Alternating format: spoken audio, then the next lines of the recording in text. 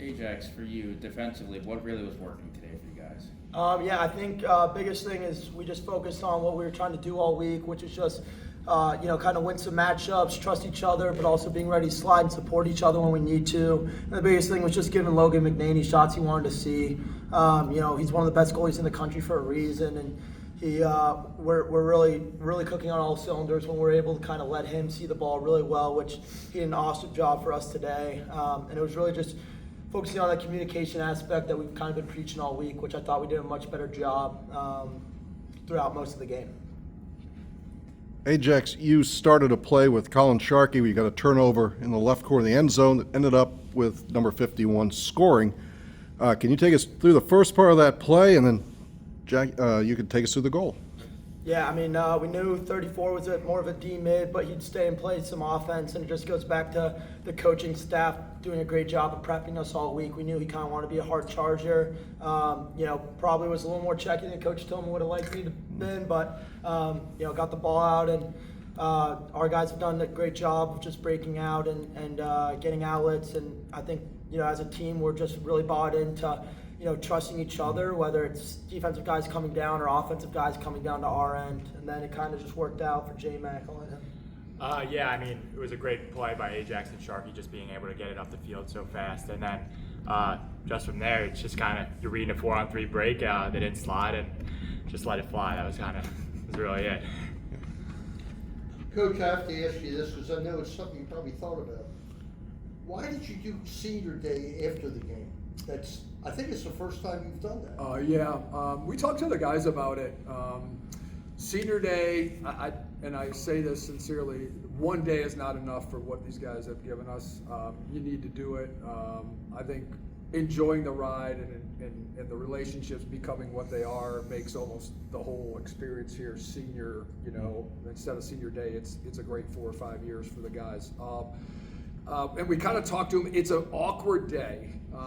We actually have done it earlier than later, because I think the later you go, the more emotional it gets, because the end is near, and it's not just the games, it's like all the time we spend together. And I think for all of us that went through COVID, there's even a stronger bond, knowing that we did so much together and seeing how hard that was for them. So we kind of talked to him, because if you do it beforehand, last year it did not go well. I just never felt like we got in the right frame of mind, and I think these guys felt the same way. So we usually meet with our leadership group on Mondays, and we talked a while back and said, what do you guys think? And they really felt like doing it after would be better. Obviously you're risking, if you lose, that could be bad, but it just made it like it had its place, and then the game could be the game. And I, to be honest with you, I thought it was better. I know you guys felt. Yeah, I could just add on that. I think what me, Ajax, Daniel, Kors, and Weirman thought is like, the first thing you got to do is you got to win the game. So, I mean, the seniors are we know what we have to do. I think the festivities to go after, just being with your family and stuff like that, that's awesome. But first and foremost, win the game. So that's what we thought. Jack, defense is obviously expected to prevent goals, which you guys did today, but when you and Nick are scoring goals, what does that say about how adaptable or dangerous the defense can be? Yeah, I just think it's awesome. I think that's something we always work on with Coach Bernhardt, just when we have those opportunities in transition, just being able to just can them, and they're big momentum goals. I think when you see like a long pole score, it just gets the guys fired up. So they carry a lot of weight. So just being able to work on your stick and having a good stick is everything.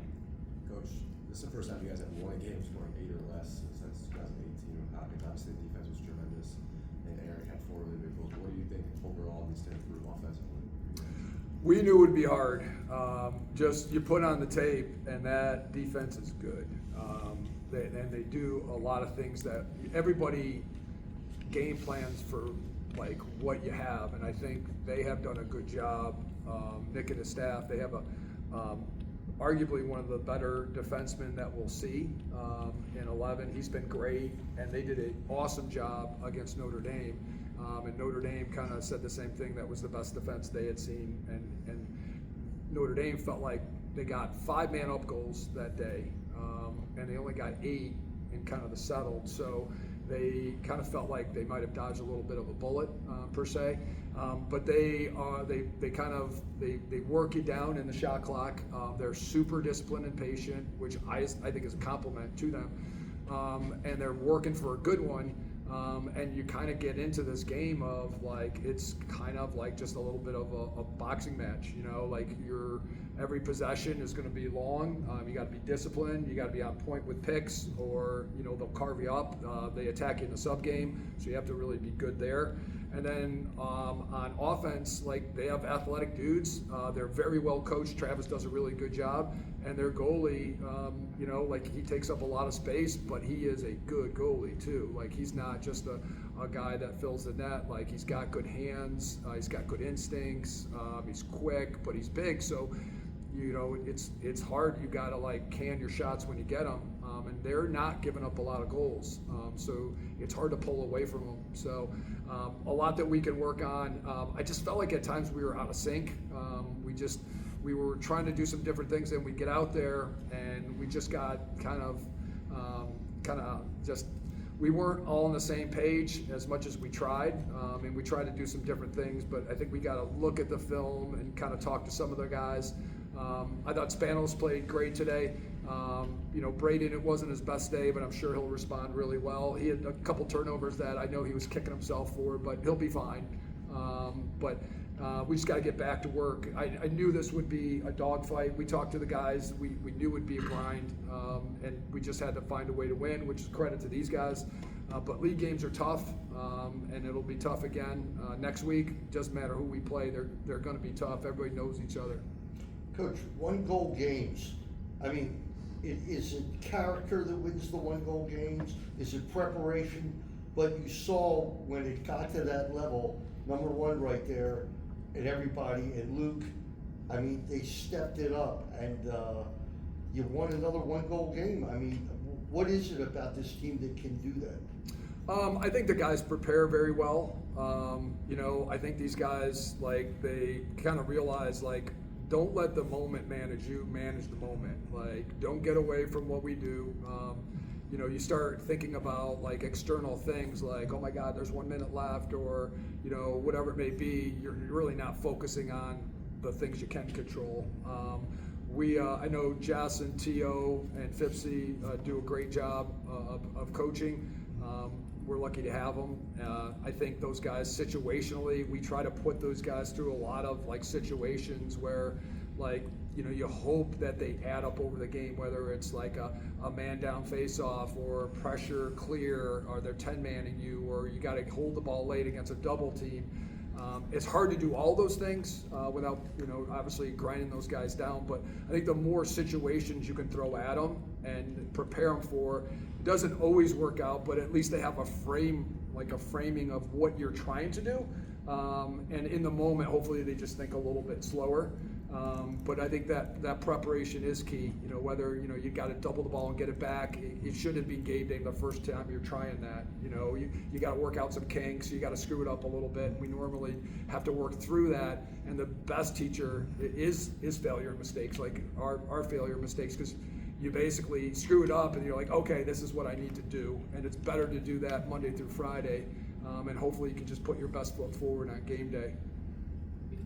Yeah, Coach, speaking about kind of Logan specifically, Ajax kind of touched on it with kind of giving him kind of good shots to defend. Was there anything different maybe you noticed out of him kind of getting back to kind of that groove? You know, we spent a lot of time together, and I think for him, it hasn't been as easy, and I don't think he expected it to be easy, but I think it's been a little bit harder than maybe he expected, certainly, I think, for some of us, because we know how well he was playing at the end of 22.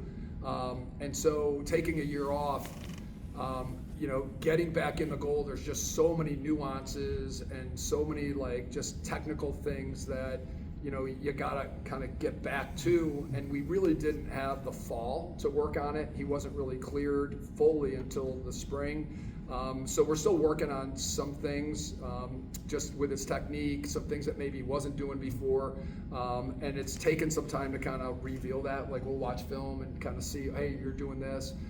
So then we just go back to work. He's been great. And I think he's starting to kind of get back to form. But like anybody, even Maliver, take a year off. It's hard to pick up where you left off. But you just got to stay with it, and then obviously enjoy the good times. But if you make some mistakes or you screwed up, you just keep working. And Logan's been a champ with that. Just following up, Ajax. Like you said, you guys gave him kind of good shots. You're forcing him to take tough shots. A lot of saves look really comfortable for him. Talk about defensively.